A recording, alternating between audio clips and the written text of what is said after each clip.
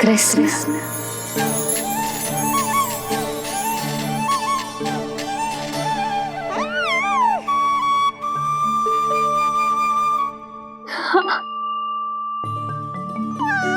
और जो मानवता के शत्रु हैं, उनके जीवन में ये नाम अशांति, असुरक्षा, भय उत्पन्न करेगा।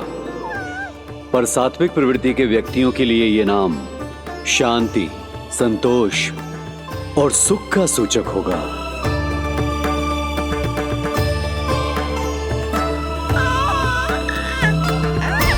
कृष्ण कृष्ण कृष्ण। कहां से आ रही है ये ध्वनियां?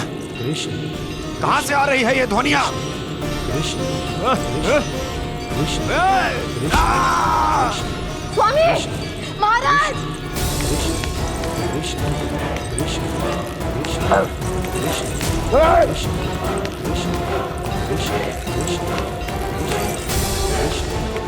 कैसी ध्वनि महाराज?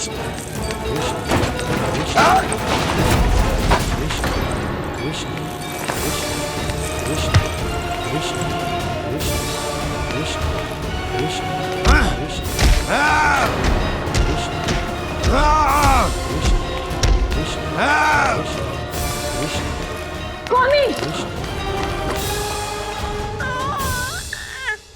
कृष्ण।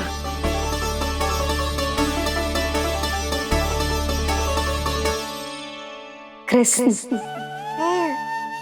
जे नाम अनंत काल तक स्मरण किया जाता रहेगा, जे ही तेरी मैया का आशीर्वाद। संसार मुझे कृष्ण बुलाए या नीलमणि कहकर पुकारे, मैं रहूंगा तो बस यशोमती मैया का नंद लाला। यशोमती मैया के नंद लाला, यशोमती मैया के नंद लाला।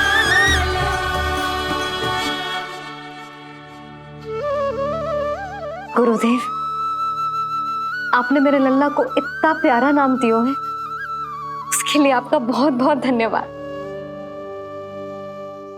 एक बार गोपियों को पता चलेगा तो देखना कैसे रटने लगेंगी मेरे लल्ला का नाम। इससे पहले कि आप सब बाहर जाकर किसी और को बताएं, एक कर्मकांड शेष है। नामकरण के बाद पिता को आशीर्वाद के रूप में कुछ न कुछ उपहार बालक को अवश्य देना चाहिए।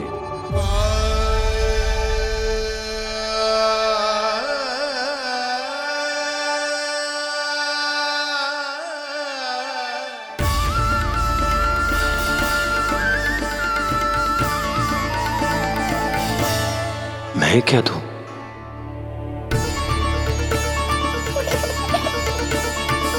वासुदेव मेरे शिष्य हैं और उनकी अनुपस्थिति में यह दायित्व मैं निभाऊंगा।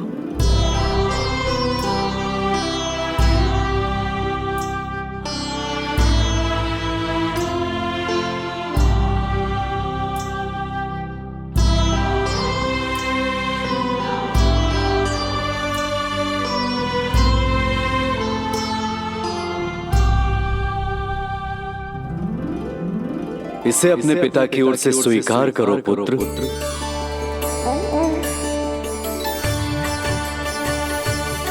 कल्याण हो।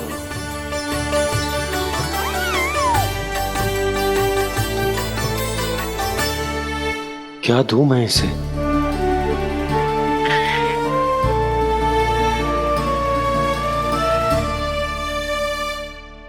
आप सोच क्या रहे हो? आशीर्वाद दो ना अपने कृष्ण को। अच्छा, सोच रहा हूं कि लल्ला को क्या दूं।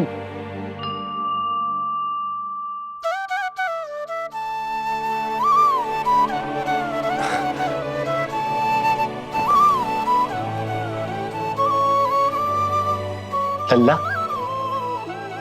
तू स्वयं ही बता दे, तुझे क्या चाहिए?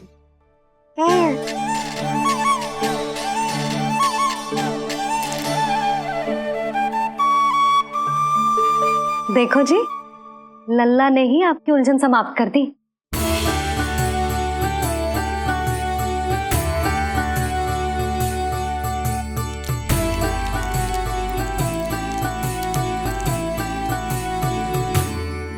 मेरा आशीर्वाद कि तेरा ये नाम कृष्ण तेरी प्रजा के लिए बहुत हितकारी हो।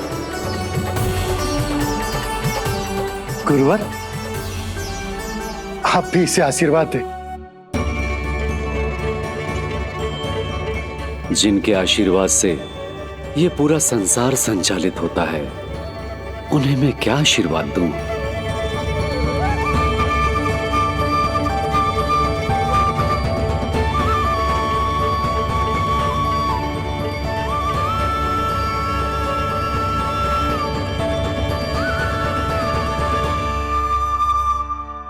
आपने तो मुझे मेरा नाम दिया है ऋषिवर। ये तो मेरा सौभाग्य था प्रभु कि आपने इस कार्य के लिए मुझे चुना। पर आपका कार्य अभी समाप्त नहीं हुआ ऋषिवर। एक विनती और है मेरी। आज्ञा दीजिए प्रभु, क्या करना होगा मुझे? बाबा को मेरी वास्तविक पहचान बतानी होगी आपको, और इन्हें इस बात के लिए मनाना होगा कि ये मैया को कभी भी मेरा सत्य पता ना चलने दे। पर प्रभु, मैं ये कैसे कर पाऊंगा? आप ही कर पाएंगे ऋषिवर, क्योंकि अब आप इस कृष्ण अवतार के मुख्य उद्देश्य को जानते हैं। बंद करो, बंद करो ये ध्वनिया। कौन सी ध्वनिया? ये ध्वनिया बंद करो, बंद करो। क्या सुनाई दे रहा है? ये शब्द तुम्हारे कानों में गूंज रहा है। भरत सरस्वती, रुक जाइए। मुझे महाराज।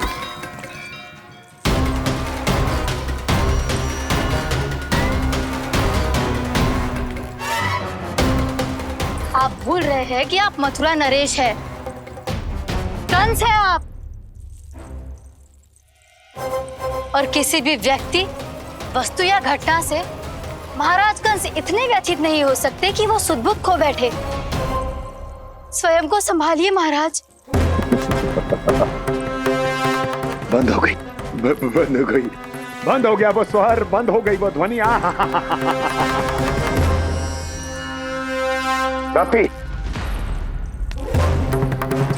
यूं मत सोचना कि मैं तुम्हें सुन नहीं रहा था। तुम सत्य कह रही हो। मैं कंस हूं।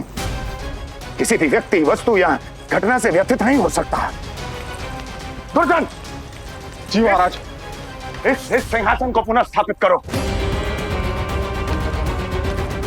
यदि कोई भी योग्य इसे स्वयं सिद्ध करने नहीं आता तो मुझे पता है मुझे क्या करना है, कैसे उस दुष्ट बालक का संहार करना है। मैं भली भांति जानता हूं। ये दायित्व आपको ही निभाना होगा ऋषिवर। इससे दो लाभ होंगे। एक तो मेरे बाबा कंस के कारण होने वाली चिंता से मुक्त हो जाएंगे, और आवश्यकता पड़ने पर मेरी पहचान को मैया से सुरक्षित रखने में सहायता भी करेंगे।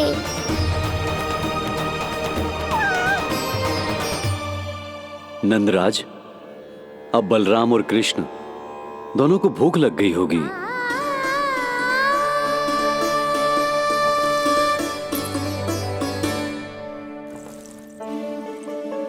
प्रणाम गुरुदेव।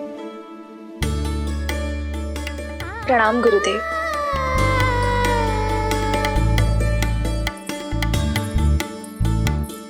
गुरुदेव, अब आप भी विश्राम कर लीजिए। नहीं नंदराज, मुझे शीघ्र ही मथुरा पहुंचना है।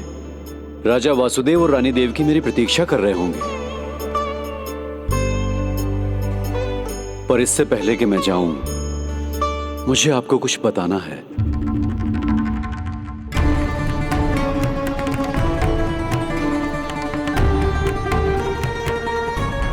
गुरुदेव, आपके ललाट पर बल पड़ गए। सब कुछ ठीक तो है ना? कहीं आप मुझे कंस के बारे में तो ना बताना चाहते? गुरुदेव, मैं जानता हूं कि कंस नवजात शिशुओं की हत्या करवा रहा है।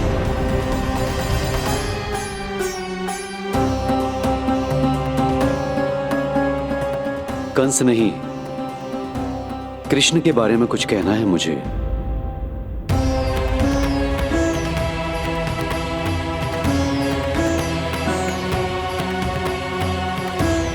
बताइए गुरुवर। मैं एक ऐसा सत्य बताने जा रहा हूं नंदराज, जो है तो वरदान, पर उसे स्वीकारना आपके लिए बहुत कठिन होगा। गुरुदेव, आप जो कह रहे हैं वो मैं समझ ना पा रहा हूं, बताइए ना।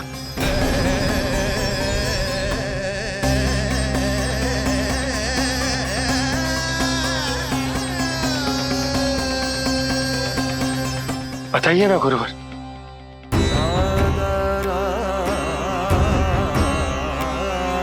सत्य यह है नंदराज, कृष्ण राजा वासुदेव के पुत्र हैं। कृष्ण राजा वासुदेव के पुत्र हैं। कृष्ण राजा वासुदेव के पुत्र हैं।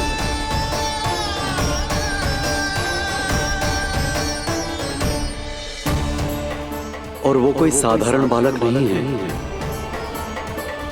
स्वयं श्री हरि विष्णु के अवतार हैं। और वो कोई साधारण बालक नहीं है, स्वयं श्री हरि विष्णु के अवतार हैं।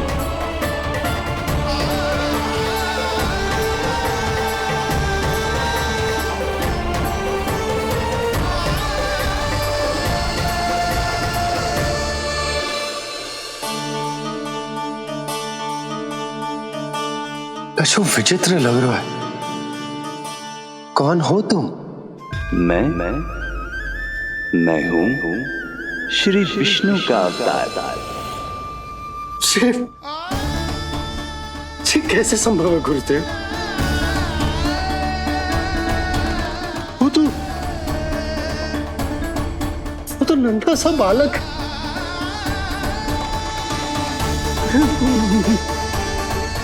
वो श्री नारायण का अवतार कैसे हो सकता है? और गुरुदेव, आप ये सोच भी कैसे सकते हैं कि वो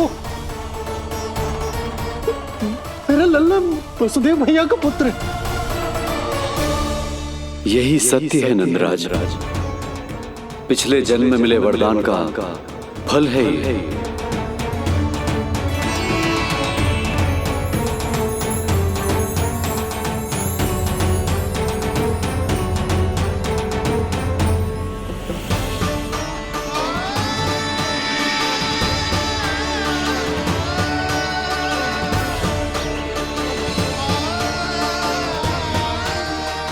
मैं आपकी संतान के रूप में अवश्य आऊंगा, किंतु उसके लिए आपको मेरे अगले अवतार के बाद एक और अवतार की प्रतीक्षा करनी होगी,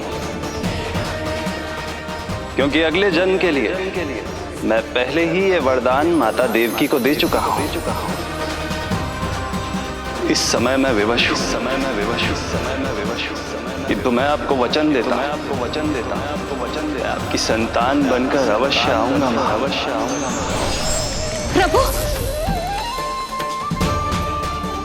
श्री हरि को अपने सामने देखकर मेरी व्याकुलता का बांध टूट गया है। 2 जन्म बहुत बड़ा समय होता है स्वामी। अपने पुत्र के रूप में हरि को गोद में खिलाने के लिए अब मैं और 2 जन्मों तक प्रतीक्षा नहीं कर सकती। धरा!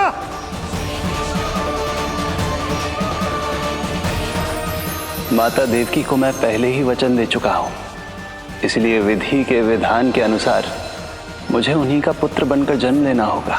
किंतु आपकी आतुरता का अनुभव करने के बाद अब मैं भी आपका स्नेह पाने से स्वयं को और वंचित नहीं रख सकता। ये जो भी हो रहा है प्रभु की ही लीला है। कृष्ण के जन्म के तुरंत बाद भगवान विष्णु के आदेश पर वासुदेव जी के यहां आना पड़ा और आपकी और रानी यशोदा की पुत्री को अपने पुत्र के साथ बदलना पड़ा और इस तरह कृष्ण आपके और रानी यशोदा के पुत्र बन गए।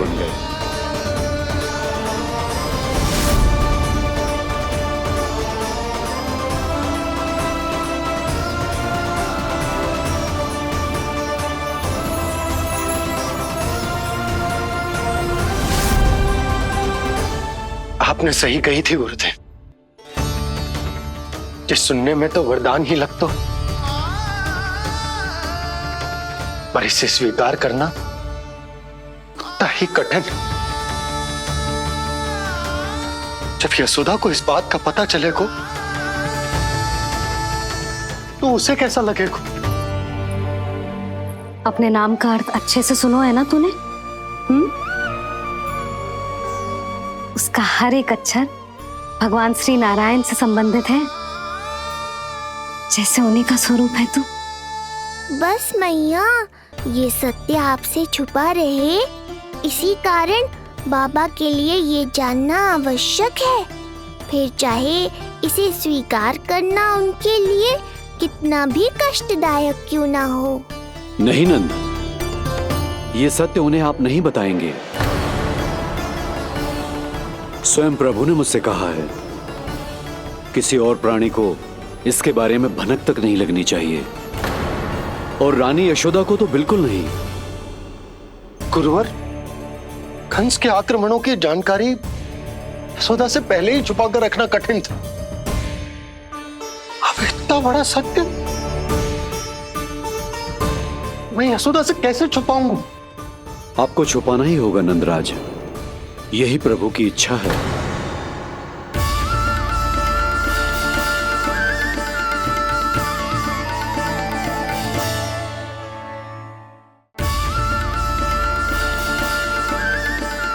पर क्यों गुरुवर? ताकि नारायण अपनी मैया की ममता का अनुभव कर पाए।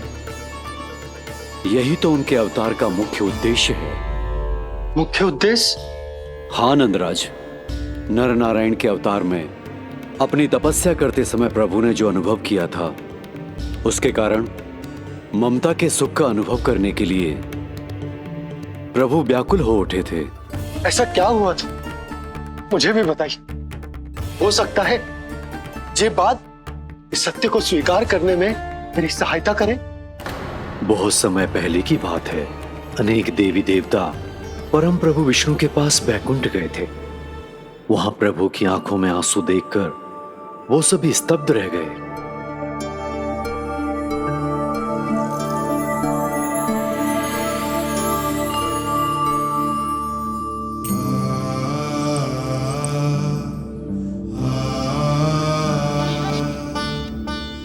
प्रभु,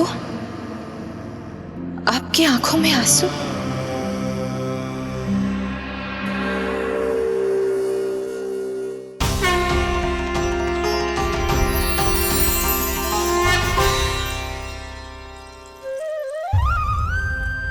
चिंता मत कीजिए, आप सब तो जानते हैं, हिरण्यकश्यप को मारने के लिए मैंने नरसिंह अर्थात आधे मानव और आधे सिंह के रूप में अवतार लिया था।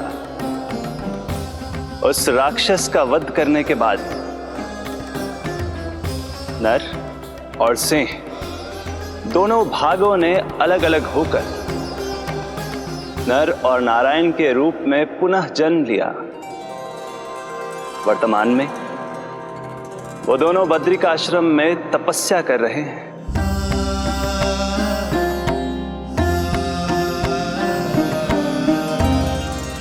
आज उन दोनों ने कुछ ऐसा देखा जिसने मुझे भी भावुक कर दिया।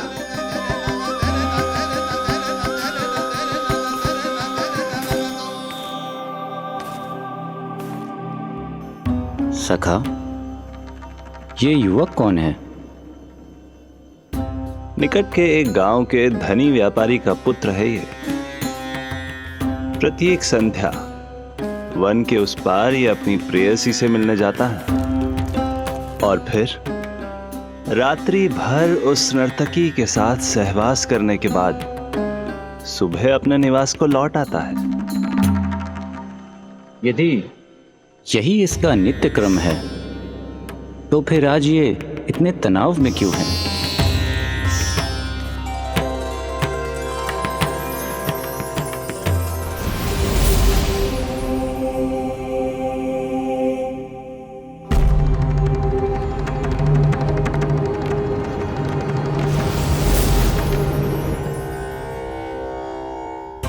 कल रात्रि प्रेम क्रिया के मध्य उस नर्तकी ने इससे पूछा, ये सबसे अधिक प्रेम किससे करता है? जब इसने कहा तुमसे, तो वो बोली, तुम्हें अपने प्रेम को सिद्ध करना होगा।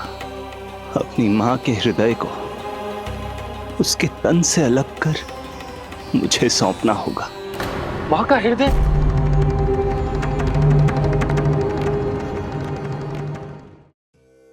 फिर क्या हुआ प्रभु? वो लाया अपनी माँ का हृदय? ये जिज्ञासा यक्ष प्रश्न बनकर पूरे दिन नर और नारायण के मस्तिष्क में कौंधती रही। उन्होंने संध्या होने तक वहीं नदी किनारे प्रतीक्षा करने का निर्णय लिया, ताकि वो ये जान सके कि क्या वो युवक अपनी क्रूर प्रेयसी को छोड़ेगा या वासना में अंधा होकर अपनी ही माता की हत्या करने का जघन्य अपराध करेगा। अब उसके वन पार करने का समय बीत चुका है। युवक ने विवेक का परिचय दिया है सखा। हे प्रभु, आपका कोटि कोटि धन्यवाद।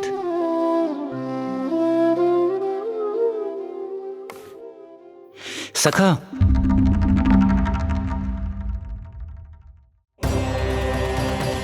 सखा मुझे बताओ, जो अकल्पनीय था कहीं वो घट तो नहीं गया?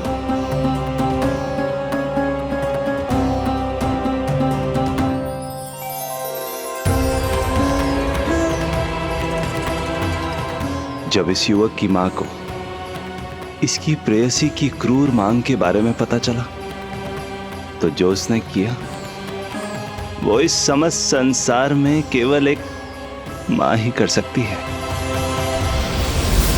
बस इतनी सी बात?